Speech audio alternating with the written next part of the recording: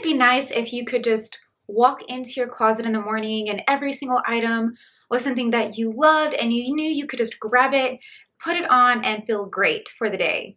Well, in today's video, I'm going to walk you through step by step the process that I am using in my own closet and how you can use the same steps to minimize and simplify your own wardrobe. So I recently did a big closet declutter about 2 months ago, and it's been enough time now to kind of evaluate what items I really am wearing on a day-to-day basis and what items have still just been sitting in my closet. And so now I feel like it's the perfect time to go back and really take a deeper dive into my wardrobe and really get it pared down to just those items that I really love and that really feel like me. So I've broken it down into 4 simple steps.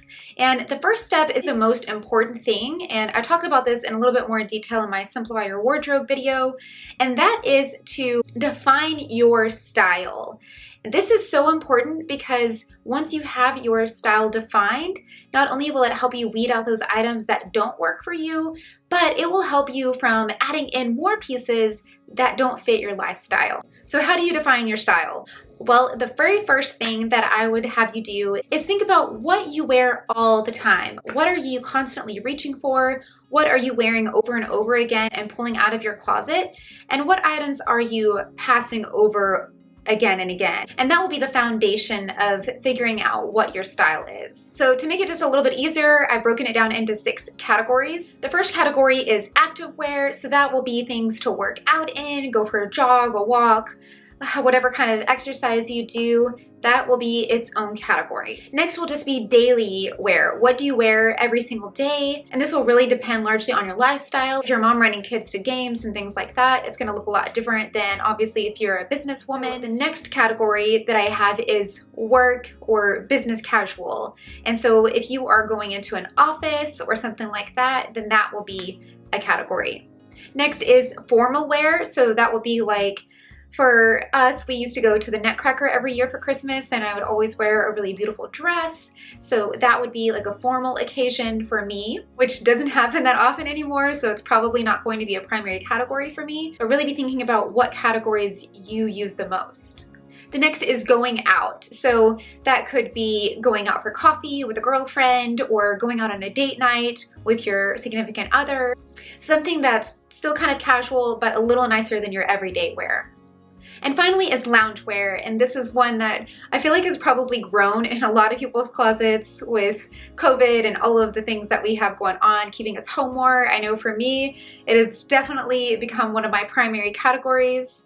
But just go ahead and evaluate what percentage of the time you are using these different categories in your closet, and that will help you determine how much you should have of that category. For example, for me, a formal wear is almost non-existent at this point, and I probably won't really be keeping too many items in that category, especially because when I do have a formal event like a wedding or a special event to go to, oftentimes I will just buy something specific for that event, because I feel like every event is different. You really don't know if the dress you already have in your closet is going to work. So I would love to hear, what is your primary category? Is it loungewear? Is it active? Is it business?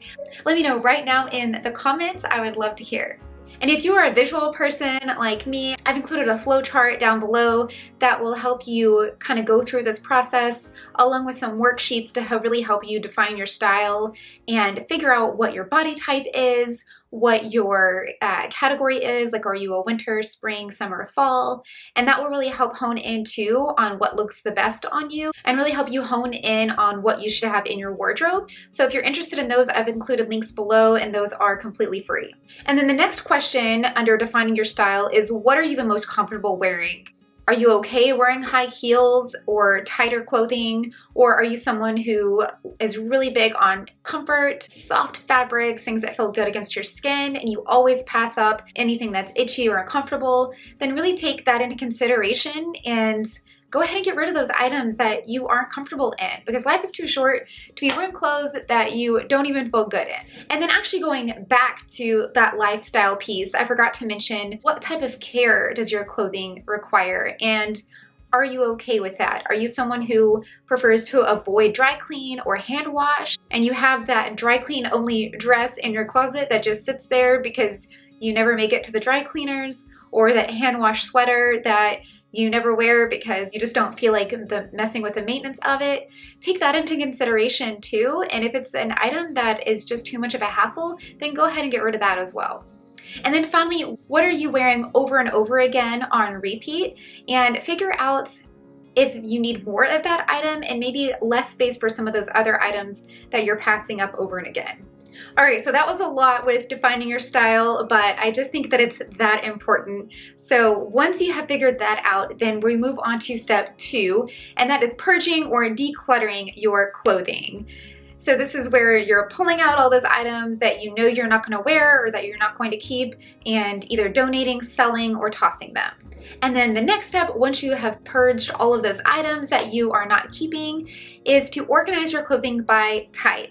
And actually, someone mentioned this in a comment on one of my other videos, that this is how they like to organize their clothing, and I thought it was a really great idea. It is something that I already do in my own closet as well, but not to the extent that I would like. So for example, I have a drawer that is specifically for workout clothes and another drawer that is specifically for pajamas, but I would like it to be even more specified to my daily wear, my lounge wear, and really have it categorized by those items that really go together and make sense. That when I walk into my closet, it's very intuitive to just go straight to that category.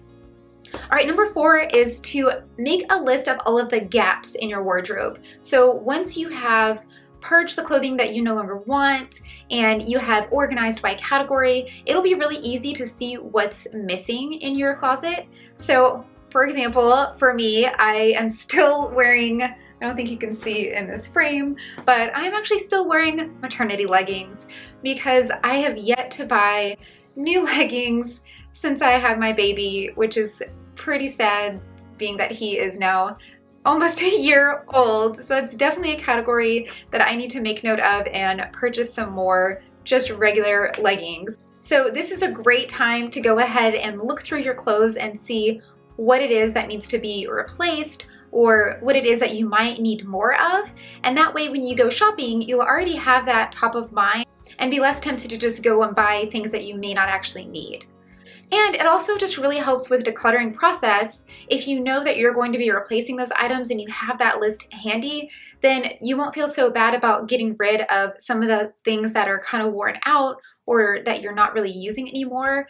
For example, for me, I have been holding off on getting rid of my leggings and some of my old bras even, because I know that I don't have new ones yet to replace them with. So this step will really help you to just round everything out and give you more confidence in letting go of those items that are either damaged or uncomfortable, knowing that you are going to replace them. And I'm not saying that you need to go out and spend a bunch of money and get a whole new wardrobe or anything like that. In fact, I really believe this step will keep you from doing that because you'll know what items you actually do need and just purchase those. And once you finish this process, you'll be able to walk into your closet and feel like you always have something to wear. All right, so let's dive in a little bit deeper to the purging part of our process. And I'm gonna be referencing the flowchart below. I'll put it up here on the screen for you as well. But the very first question to ask is, have I worn this item in the last year? And if you haven't worn the item in the last year, then really think about what is the chance that you're going to be wearing it in the next year? I feel like more often than not, if we haven't worn something in the past year, then we probably aren't very likely to wear it again, unless it's because we were pregnant or postpartum or had a big life change or something like that. But most of the time, I think it's safe to say that we're not going to wear it again and we can go ahead and just let it go. All right, and then the next question to ask if you have worn it in the first year is, does it fit and does it flatter my body? So we have to go a little bit deeper than just fit and really think about, do I like the way it looks on my body today? And then the final question, and this one was really a game changer for me, and that is, if I saw this item in a store on a clothing rack today, would I purchase it?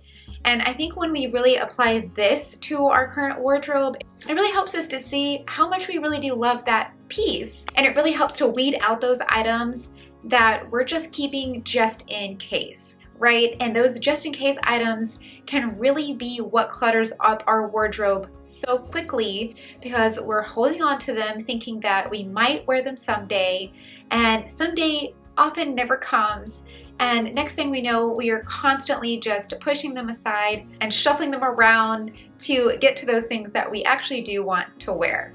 All right, so once we have answered all of those questions, we have our closet organized by use. The next thing that I recommend doing is having a space to store clothes that you will not be wearing in the next 6 months or so. So this could be items that are maternity, if you know that you are going to be getting pregnant again soon, or maybe you're postpartum and you're waiting to fit back into some of your old clothing, or maybe they are seasonal items that you know you're not going to be wearing in the next 6 months or so. For example, if you're in a colder climate, you might go ahead and store away your shorts and tank tops for this season and just keep your sweaters and things that you know you're going to be wearing right now.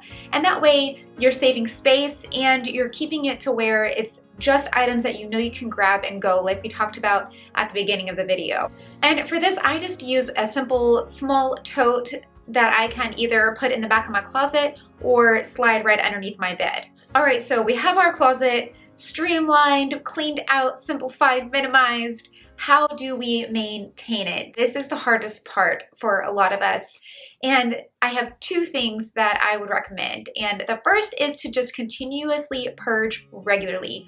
Don't wait till it gets out of hand and you have clothes everywhere, but instead continue to evaluate it on a weekly, maybe monthly basis, and just go ahead and pull out those items that you no longer need, that are either stained or damaged, or that you've noticed that you keep passing up again and again. Maybe since your last closet declutter, you've kept an item that you thought you would wear, but it turns out you're really not wearing that item. Go ahead and have like a box or a basket or something that you can have set aside specifically for donations. However, you're planning on discarding those items, and you can just put them right in that basket or box and go ahead and get them on out of your closet when the time comes. And then finally, I suggest following the 1 in, 1 out rule. And that's just a really simple formula. If you purchase a new item, then you have to remove an item that's already in your closet. So not only will this help maintain your more minimal wardrobe, but it will really help you with your purchasing decisions. You'll be less likely to buy things just because they're on sale or they caught your eye, when you know that you're going to have to take something out of your closet that's already there. So those are all of my tips and steps for minimizing and decluttering your closet. I hope that you found them helpful and that this helps you to conquer and declutter your closet once and for all. If you like this video, be sure to give it a thumbs up. And if you're not already subscribed, hit that subscribe button and notification bell so that you don't miss my next video. I post once a week all about minimizing, decluttering, and simplifying your life. So I would love to have you join me on that journey. Thank you so much for watching, and I'll see you in my next video. Bye.